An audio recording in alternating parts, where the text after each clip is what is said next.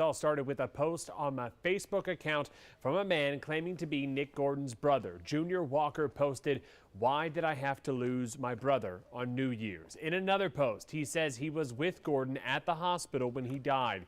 NBC News has reached out to two of Gordon's former lawyers who were both shocked by the news. Joe Hibachi said that while he cannot speak to the circumstances of Gordon's death, it was terrible to witness the total devastation drug addiction has wreaked on a group of young friends. Atlanta-based Randy Kessler said his heart sunk when he heard the news that this is a tragic end to Gordon's troubled life. We still don't know how Gordon died, but his past with Bobbi Kristina and her family has, of course, been very troubled.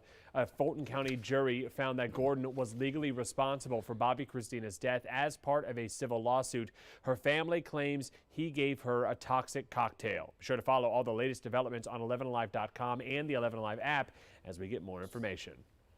All right, thank you, Ryan. Our Atticus investigators took a deeper look at Bobbi Kristina and Gordon's relationship in their series, The Triangle.